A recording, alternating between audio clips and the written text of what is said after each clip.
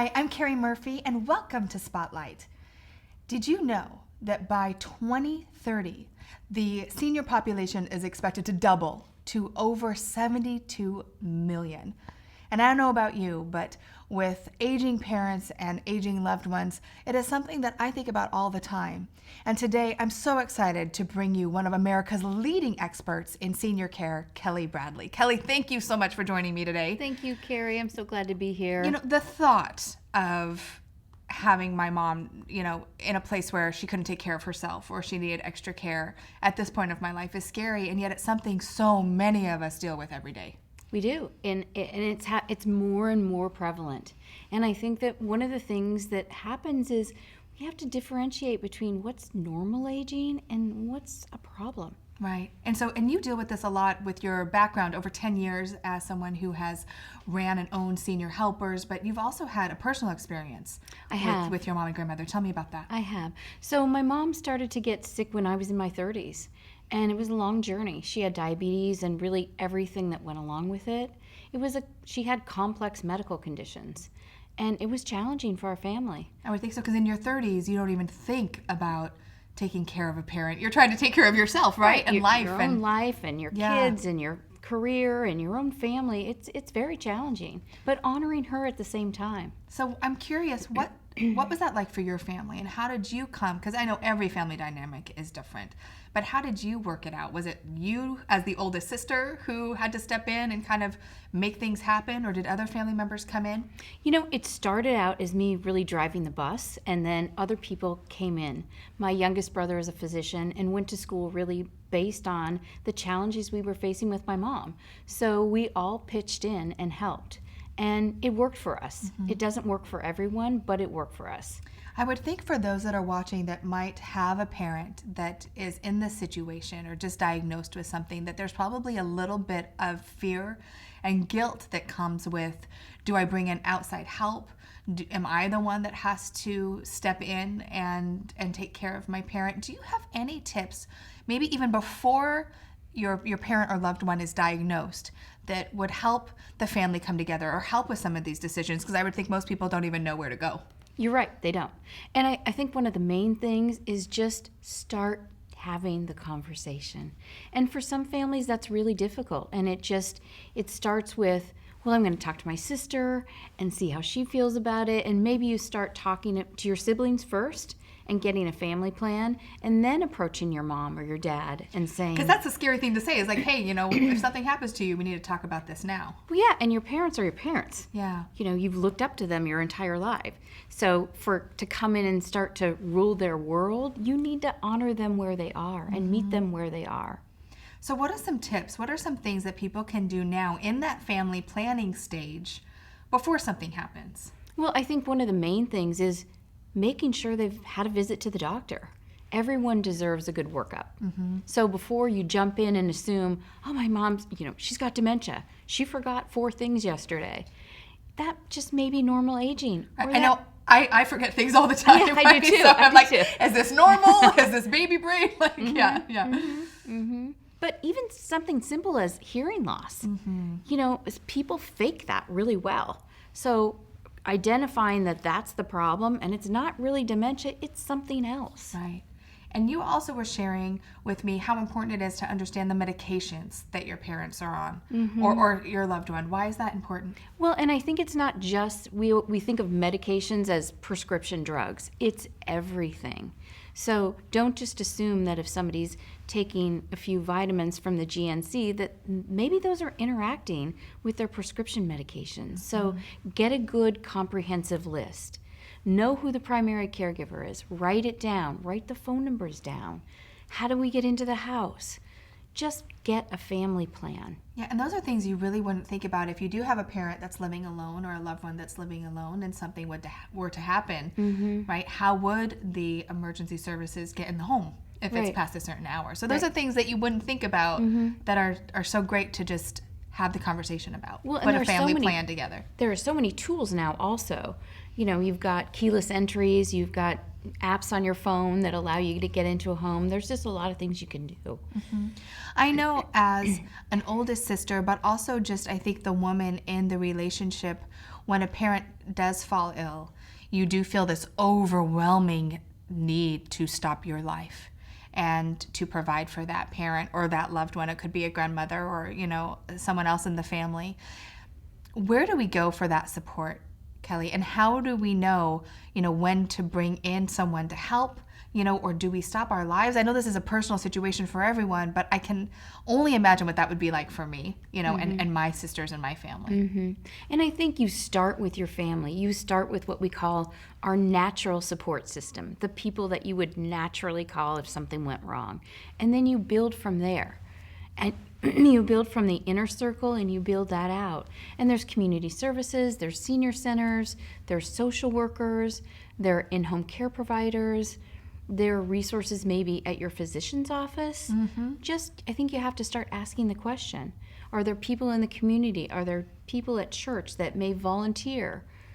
Those kinds of things, just the beginning stages of reaching out. Right. And I love that idea of just having that conversation. So, whether you live in the state or you're out of state or you have that family plan in case something happens. And it really is amazing that by 2030, the senior population will double to over 72 million. And I feel like there's a part of our society, Kelli, that really doesn't honor, and have the compassion for seniors that we should have. Yes. Do you see that a lot? I do. I see that all the time. I see it at Costco in a line. We're so busy focused on our phones that we're not aware of what's happening around us. We are more aware of what's going on in social media than we are that our neighbor has been in the hospital for 2 weeks or she was on vacation for 2 weeks. So I think just bringing the awareness back and paying attention to one another is key. Yeah, absolutely. Are there anything that you would recommend for just us, in a place right now where we are so technology savvy and we are so connected to our social media and we kind of forget of the outside world? I think sometimes we walk around in our silos and it's like, who's texting me? We do. And I feel like because we have the internet, we have so many resources, we forget the resource that we have in our seniors, right? We forget the resources that we have in our loved ones who have been there and can really guide us. And you talk so much about compassion. Let's talk about that a little bit. Why is that so important? Well, I think that, as you said, we forget. And we forget that these folks are treasures, that they've had so many life experiences, and they're really interesting. And I think it's really important to just, one of the things that I really value in my business is companionship. And I'll meet with families and they'll say, well, Mom really doesn't need that much help. And I'll say, well, what are you doing, Betty? What's your day look like? And as she shares with me her day, we start to realize that her human interaction is so limited. It's the TV, it's the telephone, but that personal touch, the one-on-one, I think it's really underestimated. Yeah, and don't we all need that? We do, and I think that speaks to your point, back to compassion.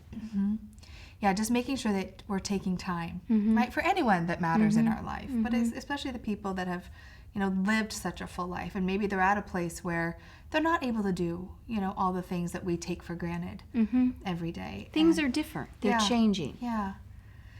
You have literally worked with, I'm sure, hundreds to not, if maybe thousands of families when it comes to senior care.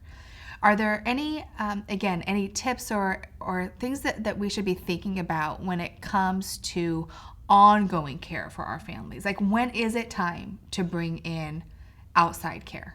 Well, I think people come to us in one of two ways. Either they come to us because they're thinking about it and they want to learn more and get information, the people that want to get prepared. And then we have people that come to us in panic mode. Oh my gosh, my dad has to go home with 24-hour care or they won't let him go home. Yeah. And then their back's against the wall. So I always say to folks, let's just sit down and talk about this before you're in that panic mode. For sure. It doesn't hurt to explore your options. One of my girlfriends, Kelli, her mom just got diagnosed with early onset Alzheimer's. Alzheimer's. Yeah, and I know that the stress that she feels, and it's such a change with the family, and it's a change for the role of her mom, and she's still very cognizant and very aware, but there's definitely some things that she's not. And there was a staggering statistic that you shared with me about that. Yeah, 40% of people who directly care for someone who has Alzheimer's will actually pass away before the person who has Alzheimer's. That blows me away. It's shocking to me. And is that because it's so stressful? It is so stressful, and it's, we're so also well-intended, and we love our parents, but when someone asks you 5,000 times a day, what time is it? Where are we going? What are we doing? You didn't tell me that. It's wearing. Sure. It wears on you. Yeah. And it's also, I think, it's this grieving process. You're losing part of your mom. Yeah. She's here, but she's not who she used to be. Yeah. And so I can only imagine what that would be like. And I know Yeah. that there's so many of us throughout the country, throughout the world, that have parents that, are changing, right? And are diagnosed with different things. And Kelli, as you step in to support more of these people and create community around that, let's talk about that a little bit. Tell me a little bit about Oldest Sister.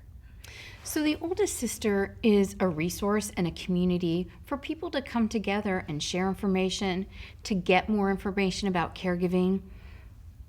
I think no matter what end of the spectrum you're on, we all come at it from different places.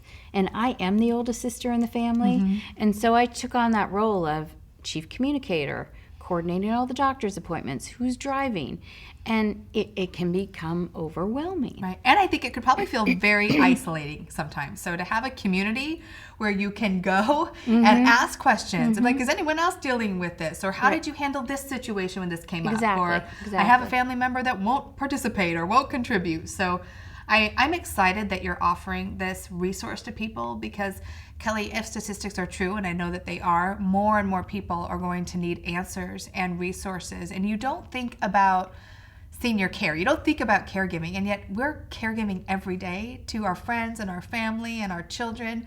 And at some point, we're probably going to be faced with caring for a parent or a grandparent or an aunt and uncle or someone else that is aging that we care about. And sometimes I think people don't even know they need help. And so a resource like the Older Sister that just starts to talk about things, just even in their most basic way, just some of the things we talked about. How would you get into the house?